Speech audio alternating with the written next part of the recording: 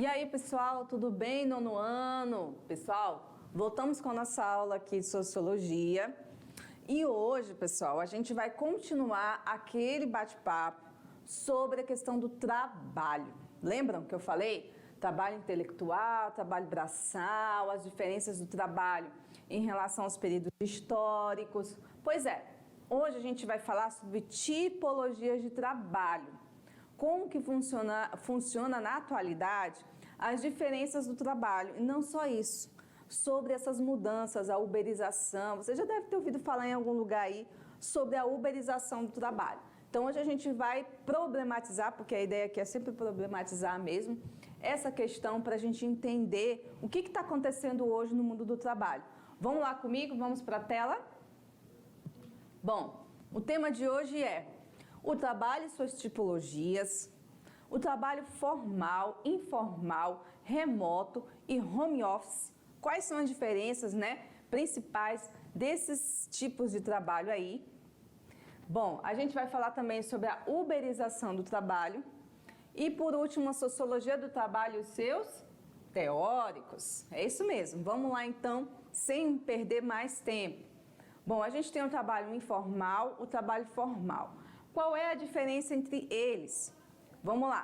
O trabalho formal ele é guiado por regras precisas e geralmente tem a intermediação da CLT, a Lei do Trabalho no Brasil, e a gente chama muito popularmente de trabalhar de carteira assinada. Já ouviu falar? Eu trabalho de carteira assinada, pá.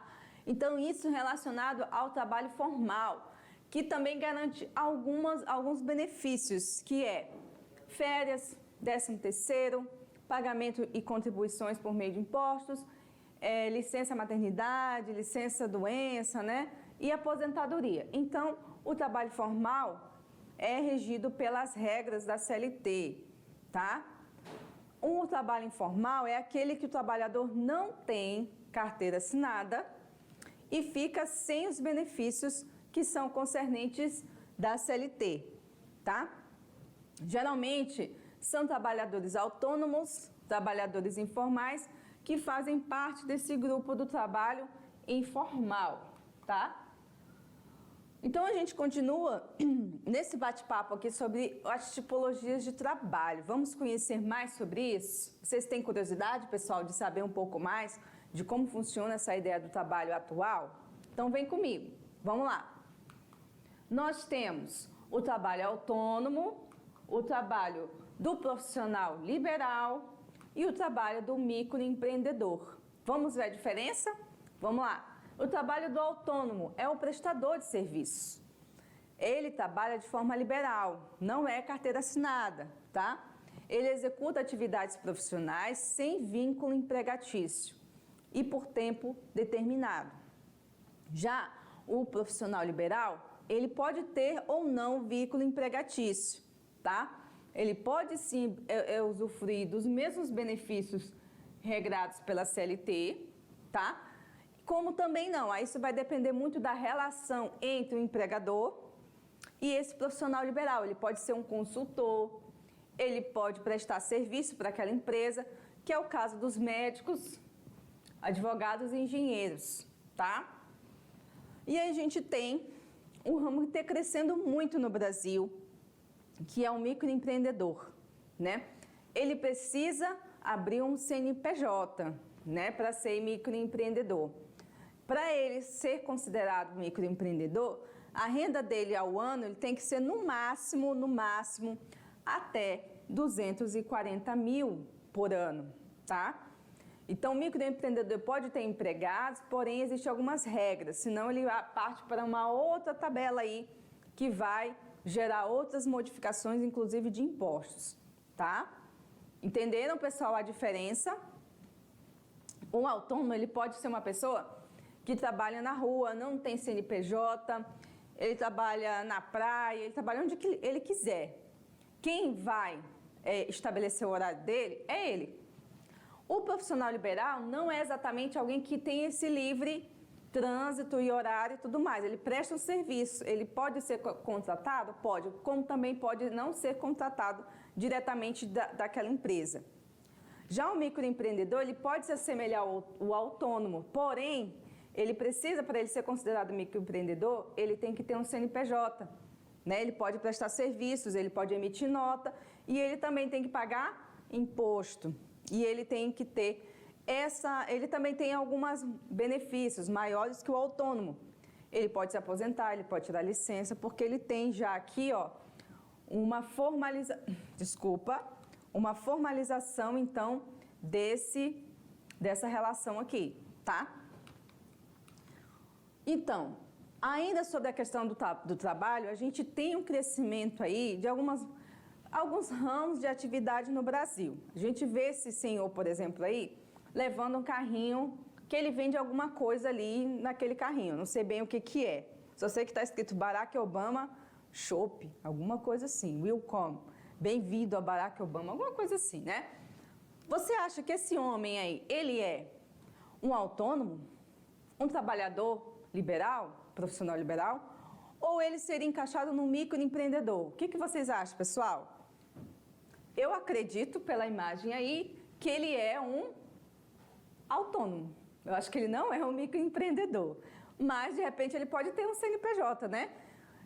Essa característica de trabalho que a gente tem visto hoje está cada vez mais comum. Gente, se vocês forem lá no centro, o que vocês mais vão ver são as barraquinhas. O pessoal vendendo água, outro vende lanche, o outro vende maçã do amor. Todo mundo está buscando se virar, né, galera? Então, esse tipo de trabalho vocês vão ver muito na cidade, né? O que nós podemos entender, então, desse tipo de trabalho? Uma relação que está cada vez mais comum aqui, que é a uberização do trabalho. Ou seja, a informalidade tem crescido nos países que estão em crise. Ou seja, a saída que as pessoas estão tendo para ganhar dinheiro não está sendo mais arrumar trabalho fixo, né? Que a gente chama de trabalho de carteira assinada. Então, o que elas podem recorrer? Elas têm que ir atrás de alguma coisa para sobreviver. Então, acaba se virando o empregador de si próprio. Que quer dizer o quê? Que quer dizer que a maioria dessa população no Brasil, né, a maioria não, quase que a maioria, né, da população no Brasil, em 2019, tem trabalhado no setor informal, segundo o PNAD, tá? Então, nós estamos tendo um aumento de pessoas que estão recorrendo ao trabalho informal para sobreviver. As pessoas estão tentando, né, fazer algo para ter renda. Então, nem sempre elas vão encontrar um emprego. Na maioria das vezes, elas têm que criar o próprio emprego, né? E o que nós chamamos, então, desses entregadores. Os entregadores de água, entregador de comida, os motoristas de aplicativo. Essa galera, pessoal, é a galera que está recorrendo a esse trabalho para aumentar a renda que já tem. Às vezes, ele já trabalha de carteira assinada, mas o dinheiro não está dando. Então, ele vai trabalhar nas horas vagas como entregador, né, motorista, ou ele realmente não tem trabalho, não tem a escolaridade exigida hoje, como eu disse para vocês, está aumentando, né? E aí, o que ele vai fazer? Ele vai trabalhar no setor informal para tentar ter alguma renda. Por isso, a gente chama de uberização. O que lembra essa palavra para vocês? Né? Olha aí. Quer dizer que esses trabalhos de aplicativo que está crescendo no Brasil, para muita gente, é a única saída que elas têm para ter uma renda. Entenderam? Bom, continuando essa ideia aqui, a gente já tem, olha só, dados no Brasil sobre isso, tá? Olha só, os aplicativos já se tornaram os maiores empregadores do Brasil. Já são 14 milhões de pessoas trabalhando para os aplicativos como iFood, Uber e Log. Ou seja, são as recorrências dessa crise que as pessoas precisam arrumar um trabalho, né? Só que aí a problematização que a gente traz é que esse novo estágio, né, essa nova forma de trabalhar, ela se torna uma exploração também. Porque a tendência é de transformar o trabalhador em um microempreendedor, que vai perder os seus direitos e nem todos eles vão conseguir chegar ao objetivo que eles querem, né? Então, ele vai trabalhar muito e ganhar pouco. Só se ele tiver, assim, um start, uma ideia inovadora para ser outra coisa. Senão, ele vai continuar sendo empregado, entregador, motorista e só isso, tá? Então, pessoal, é bom, é ruim? O que a senhora é a sua opinião sobre isso? Gente, depende. Depende. Nós temos que pensar do lado bom e do lado ruim das coisas. Ser motorista de aplicativo é bom? É, por um lado sim, você tem uma rendinha lá diariamente, né? Um dinheiro no bolso. Ao mesmo tempo, se você não tiver uma visão de futuro, você vai passar o resto da vida fazendo isso. E vai ganhar pouco. E não vai ter tudo que você deseja. Então, você pode pensar em algo que seja temporário, para te ajudar em alguma coisa, mas que isso não seja o fim da sua vida profissional, entendeu? Então, a minha opinião é que é bom, por um lado, porém não pode ser algo para sempre. Você tem que pensar no seu futuro. Aí, ainda sobre as tipologias de trabalho, olha só, nós temos o trabalho voluntário, o trabalho doméstico e o trabalho forçado, que a gente chama de trabalho escravo. Então, nós temos aqui, trabalho voluntário, são prestação de serviços, né, em tempo integral ou parcial, que é feito livremente, sem receber dinheiro, salário, nenhuma remuneração. Geralmente são trabalhos que são feitos para ONGs, igrejas, instituições de caridade, né? Nós temos o trabalho doméstico, que é realizado em casa, né? Para limpezas, trabalhos do dia a dia, né? Preparar refeições, organizar a casa e cuidado com os filhos. Geralmente, esse aqui é o menos valorizado, ninguém dá valor. A dona de casa, na maioria das vezes, é a que menos recebe, é a que mais reclama, é a que mais se cansa. Porque o trabalho doméstico, gente, não acaba nunca, né? E nós temos o trabalho forçado e escravo, que é as pessoas sendo obrigadas, de maneira compulsória e degradante, a trabalhar, perdendo a sua dignidade, né? Então, que fique aí para vocês entenderem um pouco. Bom, tá aí, ó, trabalho doméstico, aquele trabalho que a gente trabalha, lava, cozinha, passa e não tem reconhecimento, né? Houve até uma briga aí do direito das empregadas domésticas de terem pelo menos alguns benefícios trabalhistas, porque até então elas não tinham nada, né, no Brasil. Bom, continuando aí, você vê a imagem desse cara aí, olha só. Parece que ele está de boa, né, trabalhando com o notebook aí no seu colo. E aí, vocês acham que o trabalho dele é formal, informal? O que vocês acham, pessoal, pela imagem? Vamos ver aqui? Bom, nós temos as tipologias que têm surgido e ficado cada vez mais comuns na nossa realidade, principalmente pós-pandemia, que é o trabalho remoto e o home office. O que é o trabalho remoto, pessoal? É a prestação de serviços feitas à distância, né? Ou seja, quando o colaborador não está trabalhando nas dependências do escritório da empresa. Então, eu posso trabalhar lá da minha casa prestando serviço para uma empresa lá nos Estados Unidos. Por que não? Trabalho remoto, né? Se tiver como, pode acontecer.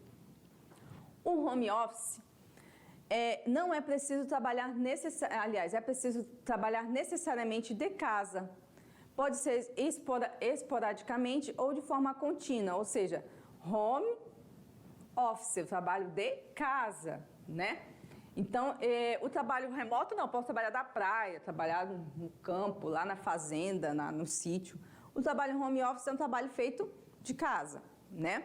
E isso ficou mais evidente na pandemia. A gente viu que as pessoas estavam mais em casa trabalhando, não podia sair, porque estava, né, tudo fechado. Então, o home office foi uma das atividades mais realizadas durante a pandemia, tá? A diferença está no local em que o trabalho é realizado e não necessariamente o tipo de trabalho que você está fazendo. Eu posso fazer planilha, relatório, um monte de coisa, realizar prova, aula, eu já dei muita aula nesse formato home office aqui, todo dia do ano passado eu dei aula. Então, a diferença está no local, tá? Bom, passando adiante em relação a essa questão do trabalho, né? A gente pode ter aí um trabalho home office ou um remoto. A gente tem, no trabalho remoto, é uma ideia mais global, que permite que você faça escolhas que sejam melhores para você. E é importante saber se comunicar com os demais colaboradores. Não quer dizer que o trabalho remoto é mais fácil, pessoal. Mas a ideia é de que o trabalho remoto te dá mais liberdade. É verdade. Só que aí a tua responsabilidade quanto ao resultado é maior. Porque não vai ter desculpa, não deu tempo, o horário acabou. Não, o trabalho remoto tem que ser realizado da mesma forma. A diferença é que você pode trabalhar na beira da piscina. Só não pode cair na piscina e esquecer que tem trabalho para fazer, né? Entenderam? Não é porque é remoto que eu não vou fazer nada. Pelo contrário, muitas pessoas durante a pandemia reclamaram que estavam trabalhando o dobro no sentido remoto. Por quê? Porque o trabalho é pesado, você tem que se organizar e geralmente quando a gente está em casa, a gente tende a relaxar um pouco. Então eu levanto, vou tomar uma água, tomar um suco, bater papo com a minha mãe, com o meu pai, e aí quando você vê a hora já passou e você não fez nada. Já no trabalho presencial, você sabe que está ali, ó, o chefe está na tua frente cobrando, tem horário e tudo mais. No trabalho remoto não tem exatamente um chefe lá no teu pé, mas também ela vai te cobrar depois, entenderam? Então fiquem ligados que nem sempre, né, quer dizer que o trabalho remoto é mais fácil. Às vezes chega a ser até mais difícil, né? Então vamos aqui voltar para a tela só para a gente terminar de entender esse conceito da nossa aula de hoje. Olha só, os teóricos lá da idade, né? Porque o pessoal hoje em dia fala da idade da pedra, né? Mas não é tão assim não, gente. Os sociólogos, eles falavam também sobre trabalho. Só que eles não sabiam que hoje a gente já tem trabalho remoto, né? Para eles o trabalho era uma coisa mais no lugar onde você ia produzir. Então, olha só, para eles o trabalho são coisas diferentes para Emile Durkheim e para Max Weber, que são dois sociólogos famosos aí da sociologia, né? Bom, o que o Durkheim ele pensava sobre trabalho? Ele dizia que o trabalho ele modifica-se a partir da divisão social, ele cria uma relação de dependência entre as pessoas. Por exemplo, eu vou dar aula aqui no estúdio, beleza? Eu sozinha consigo fazer isso aqui, gente? Funcionar? Não. Eu tenho toda uma equipe por trás de mim que está trabalhando. Tem o pessoal do estúdio, tem o pessoal da correção de material, tem o pessoal que vai editar para ir para o YouTube, tem o pessoal que vai revisar o meu material.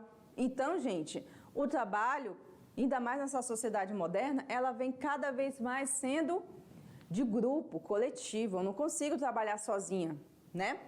Então, ela surge também com uma coesão social. Ela vai organizando a sociedade, né? Pondo ordem mesmo no negócio, tá? Já na questão do Max Weber, ele vai analisar pela ideia do capitalismo e a ética religiosa, principalmente a questão protestante. E ele diz que o capitalismo ele perdeu seu sentido original e o lucro passou a dirigir a sociedade. Então, assim, as pessoas trabalham para ter lucros e mais lucros e mais lucros, e aí diz que tudo é vontade de Deus, que é Deus que quis que a gente fosse rico e outros fossem pobres. Então, quem trabalha mais vai ficar rico, quem trabalha menos é preguiçoso, não vai entrar no céu. Então, meio que misturou algumas coisas que não tem muito razão de ser, né? Então, pessoal, é isso. Entenderam aí sobre a ideia de trabalho? Vocês vão ver nas próximas aulas que a gente vai continuar falando sobre esse tema, trazendo algumas questões atuais, pontuais, que a gente precisa entender sobre esse universo que é o trabalho, tá bom? Espero vocês na próxima aula. Tchau, tchau. Até mais.